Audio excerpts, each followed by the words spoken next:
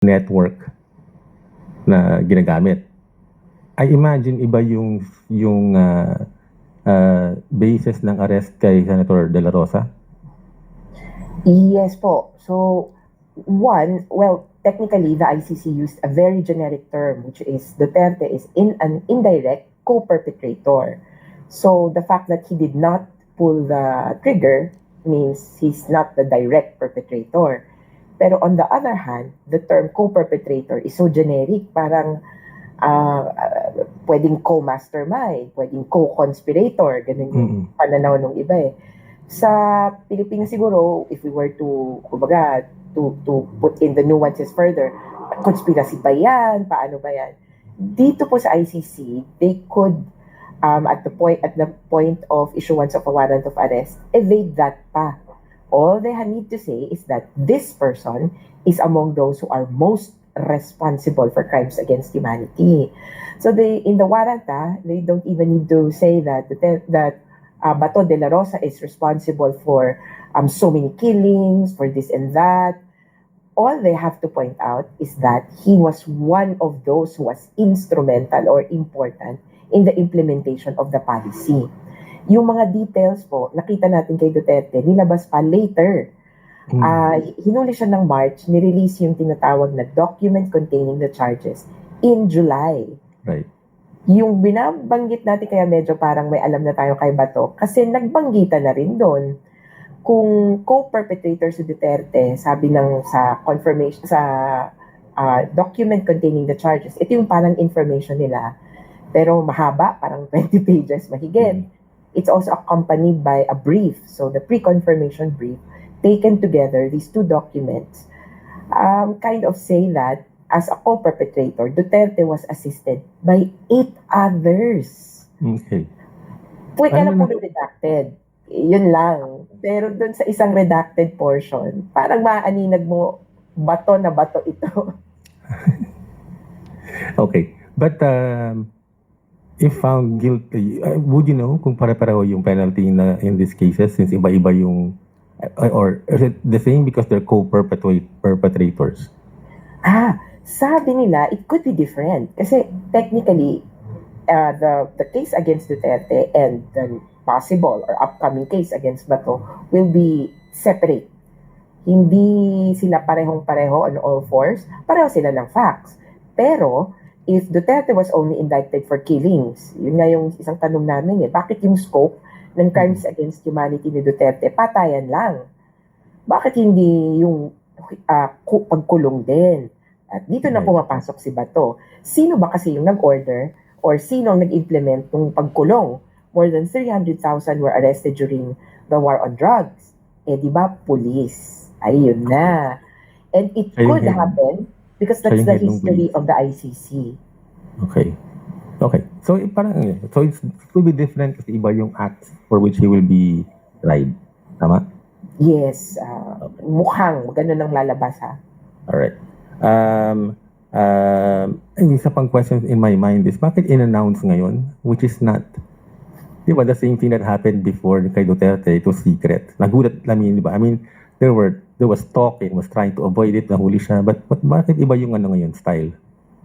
Well, I don't know, number one, if even Remulla is authorized to disclose this kind of information. So, hindi ko po masigurado yon na, kumbaga, dapat ba niyang sabihin talaga? Pero kung sabihin na natin na one, talagang kalkulado yung pagsabi nito, siguro pandagdag ito dun sa hindi nga namumuo pero dun sa pag-aaway ng mga paksyon, Dutertes versus the Marcoses, tapos pagpapainit ng sitwasyon dito sa Pilipinas.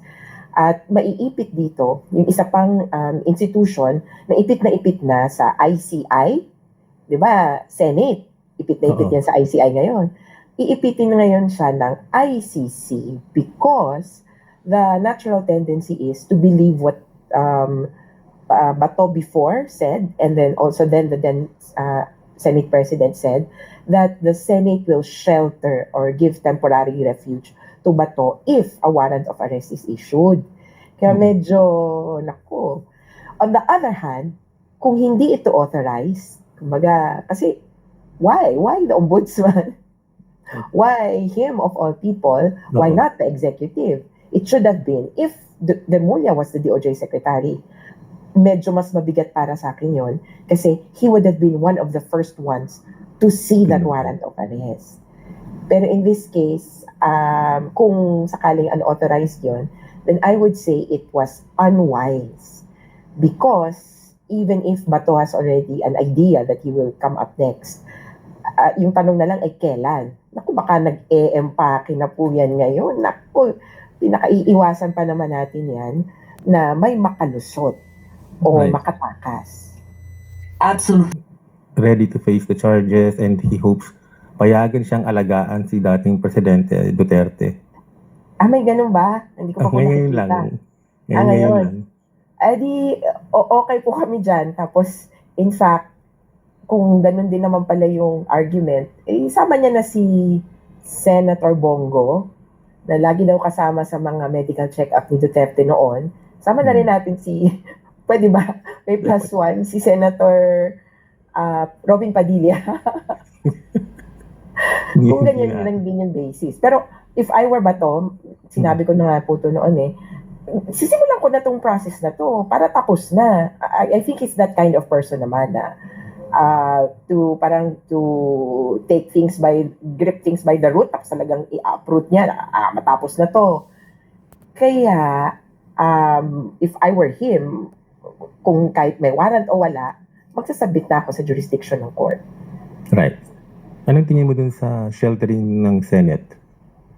If it happens, it would have to depend also if the accused or the subject of the warrant of arrest has a pending or existing challenge. Kasi kung hindi naman po siya humaharap sa korte, tapos nagtago na lang sa ilalim ng saya ng Senate President or sa opisina ng Senado, talagang takas yon. Pero kung, ma-imagine ko pa, kung meron siyang final sa ICC at sinabing hindi dapat i-issue itong warrant of arrest, kung sa atin parang either motion to quash, motion to dismiss, yung he engages with the court, then maybe for a limited period, he could be protected. Pero kung sasabihin niya lang, yung ICC, bahala sila sa buhay nila, hindi ko yan kilala, OA naman yun masyado. So, the Senate has to check what is his engagement with the ICC. Yes. Baka lang kasi he's thinking na may immunity from arrest, no? But wala. Meron niya not for crimes more than 6 years yung penalty. Crimes against humanity to. So, plus, ibang legal regime yung nag-a-apply. I don't think ang jurisprudence natin will help him against yung sa ICC at the Rome Statute. No? So, sana hindi niya gawin. Oo, at saka technically po, even presidents, sa atin may presidential immunity Even presidents are not recognized as immune from arrest under the Rome Statute. The statute, yeah. It's, as you said, it's entirely a different legal regime. Okay. Kasi yun yung reaction ng mga audience natin na tatakbo daw yan Oo nga, naku. Pakatok naman po sa mga kapitbahay. Diba? Ano ba pwede, balandrahan? And if he does run, fugitive siya. Yes, and an international fugitive from justice kung sakaling may warrant of arrest na nga. And I would imagine him going to a non-member state trying to evade responsibility. Kasi, kumbaga, if you go to a non-member state na totally never naging member, kasi yung Pilipinas naging. Yun nga yung question dun sa jurisdiction challenge ni Duterte. Naging, pero hindi na ngayon. Sabi ng ICC, naging pa rin, naging member ka. Kaya, may obligasyon ka kahit paano. So, medyo, tagilid na siya doon. If he stays in the Philippines is compelled to cooperate. Maybe he will go to a member state. Naku, baka magka-idea. A member state which was never a member of the ICC. Ang second problem niya, Interpol. Oo. And it's very efficient naman, di ba? Yes, kasi po yung warrant of arrest, which I might emphasize, is an international warrant of arrest, not a foreign warrant of arrest. medyo may kaibahan yun, no? Sabi ko nga kung sa basketball, parang FIBA versus NBA. Ang nag-issue Okay. ng warrant FIBA, hindi NBA. Yung NBA, wala akong pakialam dyan, kahit na sinasamba natin yung mga basketball players niyan. Pero kung FIBA, may otoridad sila sa Pilipinas, especially naging member tayo. Okay. Okay. And how do you see the process ng pag-aresto sa kanya? Does this fall under extradition or... Oh, I would say no. Marami akong nakikitang nagtatanong, pero sabi ko nga, hindi. Hindi ako magko-comment ng una kasi hindi. Extradition is a process between two states. In this case, it's between a supranational organization, parang kumbaga FIBA, International Organization, ang humihingi kung saan member tayo, versus a foreign state. Kung foreign yan, edi US, o kaya China, o kaya Japan. O volleyball naman tayo, di ba? Marami tayong mga Pilipino nasa volleyball league doon. So, the difference of a foreign and international state is hugely different. Pag foreign state ang nangihingi ng pag-surrender, extradition.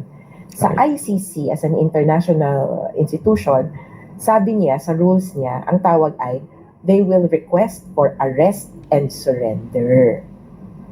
So, surrender, technically yung term, in lieu of extradition. So, ideally, he just turns himself in.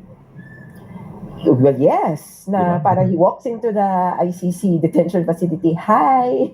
Do I have a warrant? I